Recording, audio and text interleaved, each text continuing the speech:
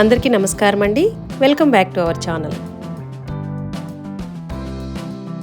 ఈరోజైతే చాలా పాతకాలం నాటి హెల్తీ బ్రేక్ఫాస్ట్ రెసిపీతో మీ ముందుకు వచ్చానండి.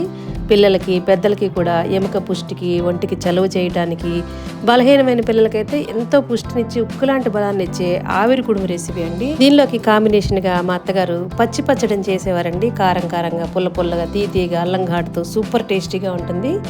ఈ రెండు కలిపి ఈరోజు మన వీడియోలో ఎక్కడ స్కిప్ చేయకుండా చూడండి. చాలా చిన్న వీడియోనే.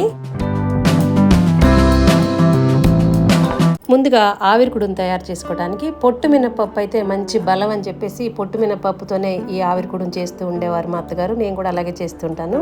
దీన్ని బాగా 2-3 సార్లు కడిగేసి మునిగేంత వరకు నీళ్లు పోసేసి రాత్రంతా అలా వదిలేస్తే తెల్లారేసరికి చక్కగా నానిపోయి ఉంటుంది. పప్పు నానబెట్టుకున్నప్పుడే పక్కన మనం 1/3 కప్పు అంటే పావు కప్పు కంటే కూడా కొంచెం సగం అనమాట బియ్యపు రవ్వ నానబెట్టేసుకుంటే ఉట్టి మినపప్పుతో కొంచెం నాలుగు చుట్టుకుపోయినట్టుగా ఉంటుంది. బియ్యపు రవ్వ వేస్తే టేస్ట్ కూడా చాలా బాగుంటుంది. ఇప్పుడు మినపప్పుని పొట్టు తీసుకోవటం చాలా సింపులేనండి, కానీ ఏదో కష్టం అనుకుంటారు. కానీ బాగా మునిగేంత వరకు నీళ్లు పోసేసి మరి మొత్తం పొట్టు తీసేయకుండా 3/4 పొట్టు తీసేస్తే కొంచెం పొట్టుతో కూడా టేస్ట్ చాలా బాగుంటుంది అనమాట. కొంచెం టేస్ట్కి సరిపడా సాల్ట్ కూడా వేసేసి వాటర్ పోసేసి గ్రైండ్ చేసేసుకోవటం. గ్రైండర్లో కానీ మిక్సీలో కానీ నేనైతే చిన్న కప్పుతోనే పోసాను కాబట్టి ఇలా మిక్సీలో వేసేస్తున్నానండి. కావాలనుకునే వాళ్ళు గ్రైండర్లో కూడా చేసుకోవచ్చు. గారెల పిండి అంత గట్టిగా కాకుండా, ఇడ్లీ పిండి అంత లూజ్గా కాకుండా కొంచెం బరగ్గా మనం గ్రైండ్ చేసుకుంటేనే ఈ ఆవిరి కుడుము బాగుంటుందండి. మనం నానబెట్టుకున్న రవ్వని కూడా కొంచెం వాటర్ అంతా వంపేసుకొని దీనిలో కలిపేసి బాగా బీట్ చేసేసుకొని ఇంకా మనం ఆవిరి కుడుము వేసేసుకోవటమే. మా చిన్న పాప చిన్నప్పుడు చాలా బలహీనంగా ఉండేదండి. మా అత్తగారు తరచూ ఆవిరి కుడుము చేసి పెడుతూ కథలు చెప్తూ బాగా నెయ్యి ఎక్కువ వేసి తినిపించేవారు అనమాట. ఇప్పుడు పచ్చి పచ్చడి తయారు చేసుకోవడానికి చింతపండుని ఒక పెద్ద నిమ్మకాయ సైజ్ అంత చింతపండుని వేడి నీళ్ళు పోసి నానబెట్టేసి దీన్ని గుజ్జు తీసి పక్కన పెట్టేసుకోవాలి. ఇప్పుడు అంచులున్న గిన్నె తీసుకొని మనకి క్లాత్ కట్టడానికి వీలుగా ఉండాలన్నమాట. లోపల ఒక గ్లాసులు వాటర్ పోసుకొని తడి కర్చీఫ్ కానీ ఏదైనా పల్చటి క్లాత్ తీసుకొని తడిపేసి ఇలా వేసేసి గట్టిగా మనకి ఊడిపోకుండా ఇలా కట్టేసుకోవాలి. ఇలా అంచులున్న గిన్నె అయితేనే మనకి వీలుగా ఉంటుందన్నమాట. నేనైతే ఇత్తడి గిన్నె తీసుకుని దానిలో నీళ్లు పోసి ఇలా గట్టిగా కట్టేస్తున్నాను. ఇలా కట్టేసిన తర్వాత పైన ఇలా కొంచెం నొక్కినట్టుగా చేసేసి ఇంకా పిండి వేసేసి ఈ చివరిని మిగిలిన క్లాత్ అంతా ముందే మనం స్టవ్ వెలిగించేసుకోకూడదు. ఇదంతా రెడీ చేసుకుని పిండి అంతా రెడీ చేసుకున్న తర్వాత స్టవ్ వెలిగించుకోవాలి. ఎందుకంటే అంచులు ఉంటాయి కాబట్టి కాలిపోయే ప్రమాదం ఉంటుందండి.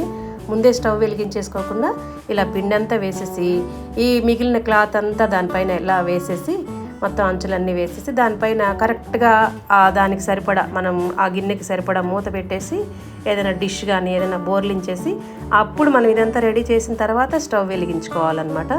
అప్పుడు లో ఫ్లేమ్లో చక్కగా ఒక పావు గంట పడుతుందండి ఒక రొట్టె కాలటానికి. రోజు పిల్లలకి స్కూల్కి వెళ్ళే పిల్లలకి బాక్సులు ఇచ్చేసి పంపిస్తూ సమ్మర్లోనే మనకి పిల్లలు ఇంట్లో ఉంటారు కాబట్టి వాళ్ళకి కథలు చెప్పుకుంటూ మనకి ఈ టైంలో దొరుకుతారు చక్కగా. ఈ 2 నెలలు కూడా బాగా తినిపించుకోవడానికి మనకి పిల్లలకి టైం దొరుకుతుందండి. బలహీనంగా ఉన్న పిల్లలకి మాత్రం ఇలా చేసి పెడతారన్న ఉద్దేశంతో నేను ఇంట్లో ఈరోజు చేస్తూ మీతో షేర్ చేసుకుంటున్నాను అనమాట. నేను అడపా చేస్తూ ఉంటాను సమ్మర్లో. ఎందుకంటే చాలా బలం అండి. పిల్లలు మనకి ఇప్పుడే దొరుకుతారు కాబట్టి అస్సలు వదిలిపెట్టకుండా ఇలాంటివన్నీ చేసి పెడితే కొంచెం బలహీనంగా ఉన్న పిల్లలు బలంగా అవటానికి ఈ టైంలోనే మనకి ఛాన్స్ అనమాట. ఇలా చక్కగా తీసేసి మళ్ళీ దాన్ని అలా కట్టేసేసి ఇలా వేసేసుకోవటమే. ఇబ్బంది పడకుండా ఇలాగా మళ్ళీ 10 సార్లు దీని మీద వేసి తీసి మళ్ళీ కట్టి ఇలా కాకుండా కూడా మనం చేసుకోవచ్చు. ఇలాగే ఉంచేసి అంటే నేను ఫస్ట్ చూపించడానికి కోసమని అలా తీసాను. ఇలా వేసేసి మనం అట్ల కాడతో కూడా తీసేసేయచ్చండి సింపుల్గా. ఇప్పుడు ఈ చింతపండు తీసుకున్న గుజ్జు అంతా కూడా రెడీగా పెట్టేసుకుని చట్నీ తయారు చేసేసుకుందాం. పచ్చి చట్నీ పుల్లగా కారంగా తీయగా చాలా బాగుంటుంది. దీనికేంటంటే కొంచెం పండిన పచ్చిమిర్చి ఉంటే బాగుంటుందని నిన్న మార్కెట్లో కొన్ని పచ్చిమిర్చితో పాటుగా పండిపోయిన పక్కన ఉంటాయి, అవి తీసుకున్నాను అనమాట. 4 పచ్చిమిర్చి 4 పండుమిర్చి వేస్తున్నాను పచ్చడిలో. ఇప్పుడు మిక్సీ జార్లో ఈ పచ్చిమిర్చి కొన్ని పండుమిర్చి ఇవన్నీ వేసి అల్లాన్ని కూడా ఒక 2-3 ఇంచుల అల్లం తీసుకొని కట్ చేసి వేసేసుకొని దీనిలోనే కొంచెము జీలకర్ర, పెద్ద గుప్పుడు కొత్తిమీర అన్నీ పచ్చివే అనమాట. ఉప్పు, బెల్లం, ఒక పెద్ద గడ్డలు బెల్లం వేసుకోవాలి. ఈ పచ్చడి మాత్రం బెల్లంతోనే బాగుంటుందండి. ఇవన్నీ వేసేసి మనం చింతపండు గుజ్జు తీసి పెట్టుకున్నాం కదా, దాన్ని కొంచెం వేసి గ్రైండ్ చేసుకోవాలి. ఇప్పుడు ఈ గ్రైండ్ చేసుకున్న అల్లం, పచ్చిమిర్చి, బెల్లము ఇదంతా కూడా ఈ చింతపండు గుజ్జు మిగిలింది కదా దానిలో వేసేసి కలిపేస్తే ఈ పచ్చడి చాలా చాలా బాగుంటుందండి. పచ్చి అల్లం చట్నీ అంటాము. దోశలు, ఇడ్లీలు, ఉప్మాలు ఇలాగ ఆవిరి కుడుములోకి కూడా సూపర్ కాంబినేషన్ అనమాట. ఈ సమ్మర్లో ఇంట్లో ఉండే పిల్లలకి చక్కగా ఇలాంటివి చేసి పెడుతుంటే అడపదడప ఉక్కు లాంటి బోన్స్ కండరాలతో చాలా బలంగా తయారవుతారండి. మళ్ళీ స్కూల్స్ తెరిచేసరికి హెల్తీగా తయారవుతారు. ఈరోజు ఇంట్లో చేస్తూ మీతో సరదాగా షేర్ చేసుకుంటున్నానండి. ఎవరికైనా ఉపయోగపడుతుందండి. ఇలాంటి మంచి మంచి వీడియోస్ మన ఛానల్లో చాలా ఉన్నాయండి. ఒకసారి ఈ వీడియోస్ అన్నీ చూసి మీకు నచ్చితేనే సబ్స్క్రైబ్ చేసుకోండి. Thank you for watching.